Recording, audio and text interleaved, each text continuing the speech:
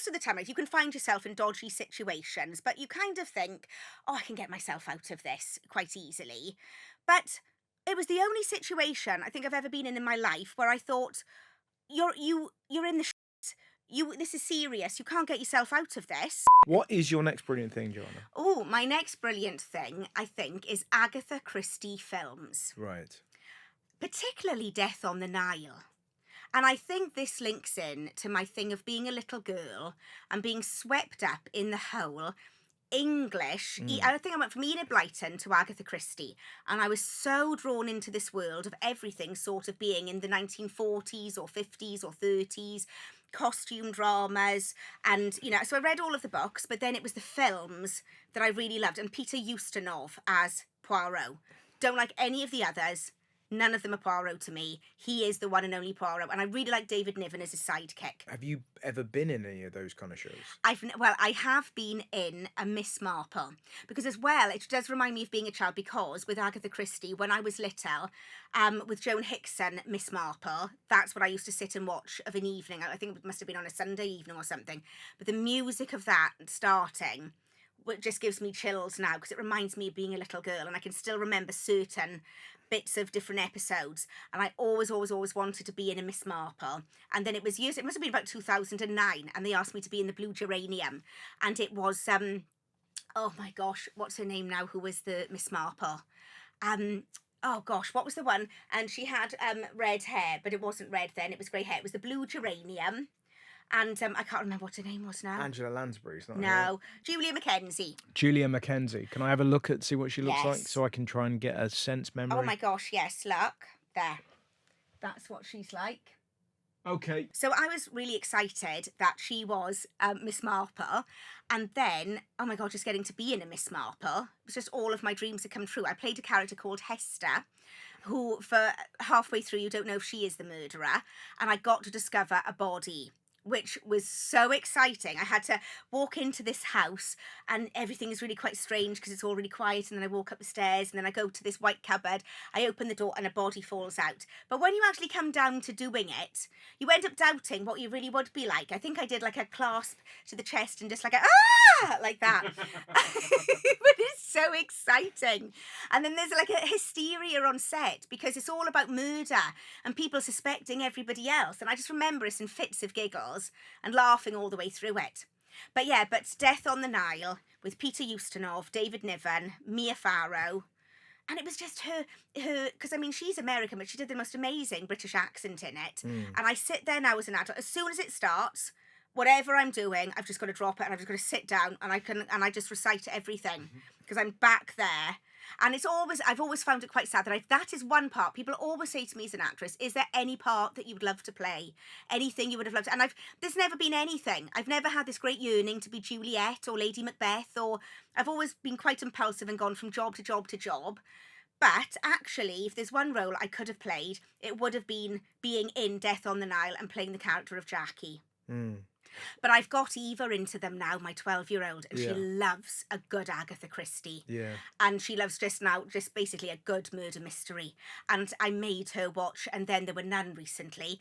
And that wasn't the film, but it was like a 3-parter.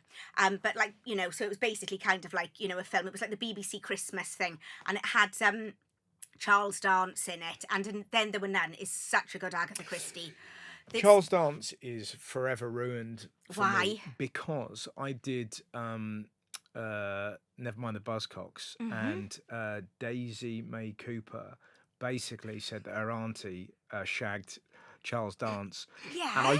And that became the runner for the whole show. And I've never seen the actual episode on TV, but basically everything.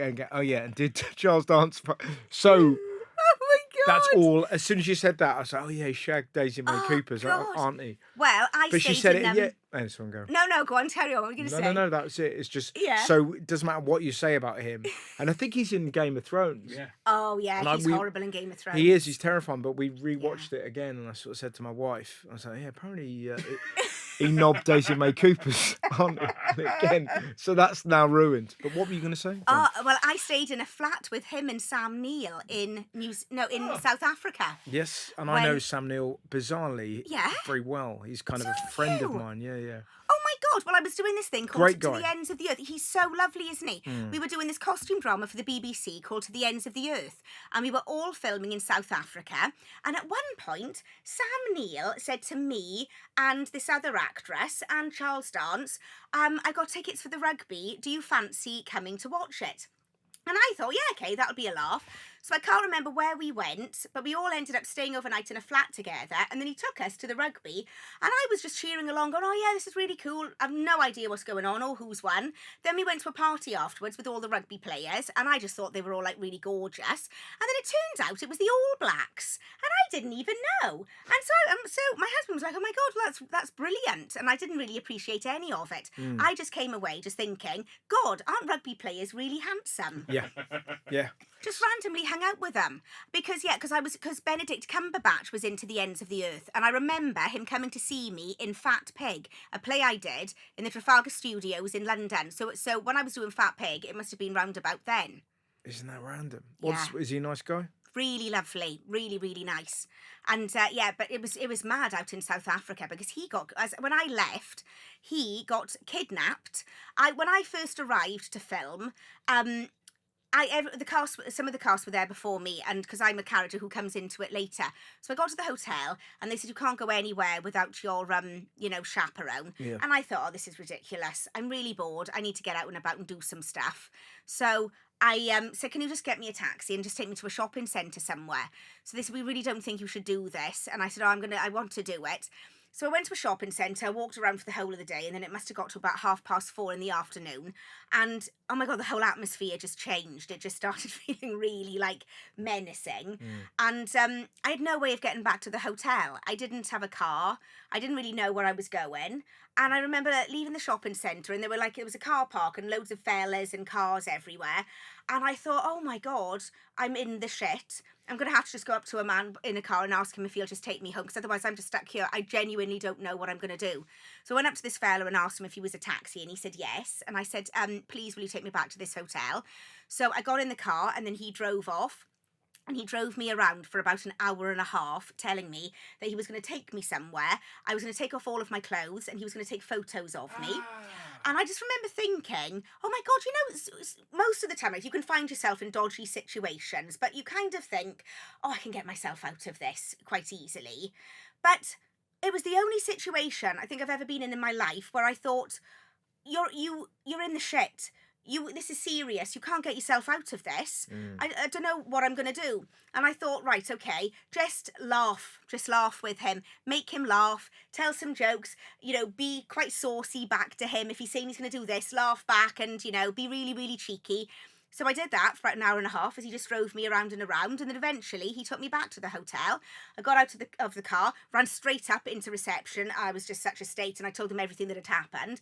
And they said, oh my God, you're so incredibly lucky. You're just really lucky. Just don't ever do anything like that again.